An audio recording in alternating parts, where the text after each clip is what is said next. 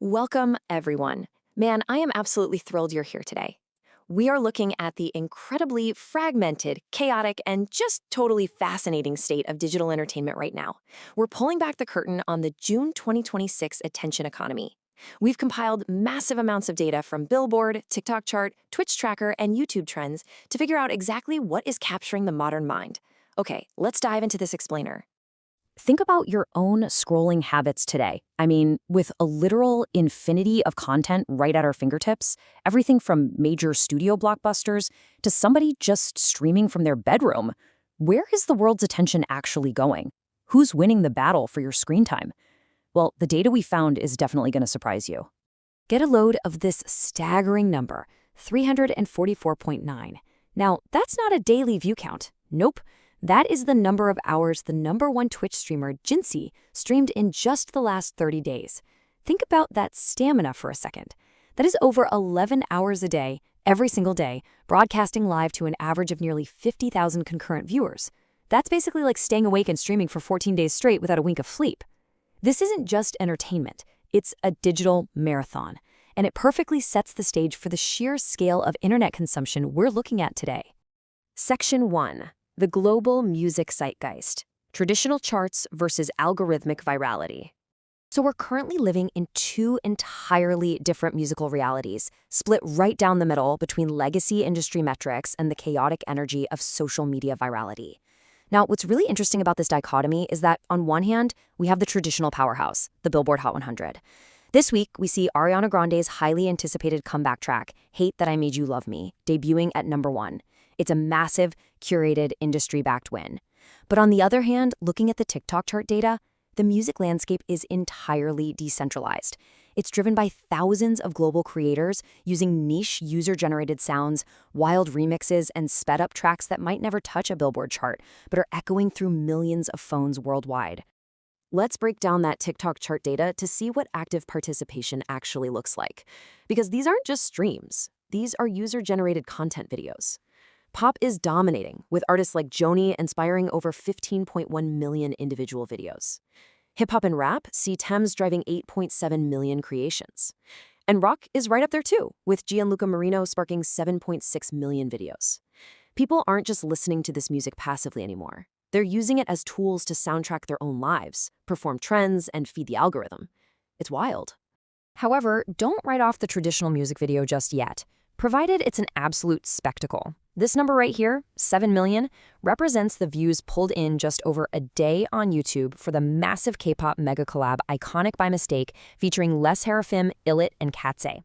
When a visual is this highly anticipated and meticulously crafted by Hybe labels, it commands a massive, unified attention that cuts right through all that algorithmic noise.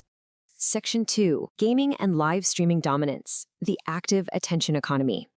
All right, when we shift gears into gaming, we see how massive slices of digital attention are being completely monopolized by individual personalities.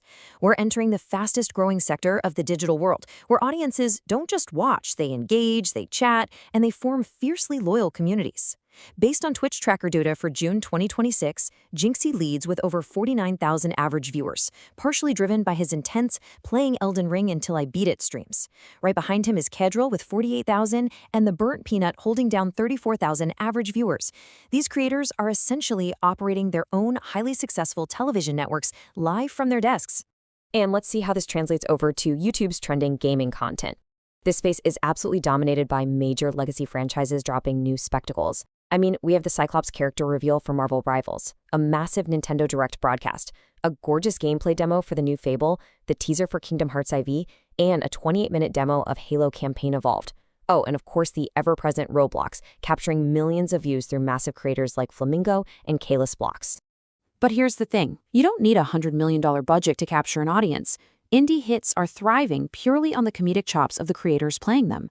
Take this trending video from SMI7 Plus playing a game called Grain Rot. He describes it as a hilarious game where you play as wooden robots. Driven entirely by pure personality and creator gameplay, this video effortlessly pulled in nearly 750,000 views. The community comes for the game, sure, but they stay for the creator. Section 3. Blockbuster trailers breaking the internet, the mainstream spectacle. Let's slow the pace down just a bit. We cannot ignore the massive Hollywood narratives that are still commanding our passive attention. Traditional studios are fighting back hard for digital real estate, basically turning YouTube into their primary battleground. Just look at the tagline for Aaron Sorkin's upcoming movie, The Social Reckoning. This is a companion piece to The Social Network, dropping this October, and it deals with the real-world drama of the Wall Street Journal's Facebook files expose. Hollywood is banking heavily on high-stakes, real-world drama, and the trailer immediately shot up the trending charts with over 1 million views. And this brilliantly illustrates how studios are utilizing absolute terrifying spectacle to grab your attention. This is the premise for the upcoming Josh Brolin and Austin Abrams thriller, Whalefall. A diver searching for his father's remains gets swallowed by an 80-foot sperm whale and has exactly 1 hour of oxygen left. I mean, wow, it's a wild, visceral concept designed specifically to stop you mid-scroll and demand that you watch the trailer. When we map out the trending movie trailers, we see a totally packed timeline of upcoming media. Early July gives us the new female-led YR spy universe film Elpha, followed closely by Disney's Moana. The end of July brings the highly anticipated Spider-Man Brand New Day, which is already spawning massive leak and theory videos across YouTube. Then October hits us with the heavy dramas, The Social Reckoning and Whalefall. The traditional blockbuster is very much alive, utilizing the internet to build massive anticipation months in advance.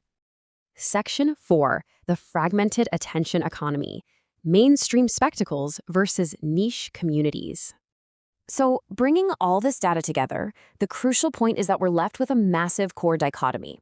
On one side, we have passive consumption. Millions of us collectively watching the new Spider-Man trailer or seeing Ariana Grande top the charts. But on the exact opposite side, we have active engagement. Millions of us retreating into hyper-niche Twitch communities with Jinxie or actively creating our own videos using specific TikTok chart trending sounds. And that brings us to the ultimate takeaway of this explainer. The internet culture of 2026? It's no longer a monolith. Actually, scratch that. It's more like a series of deeply personalized silos. You could spend 10 hours a day online and literally never cross paths with a #1 Twitch streamer, or never hear the sound that 15 million people are using on TikTok. We share the exact same infrastructure, but we inhabit entirely different digital worlds. I want to leave you with this final, provocative thought. Next time you open your phone or fire up a screen, look really closely at what's being served to you. Are you caught up in the massive studio spectacles, or are you deeply embedded in a niche creator community? Based on your own timeline, which algorithmic bubble are you living in right now? Thank you so much for joining me for this explainer. Keep asking questions, and I'll see you next time.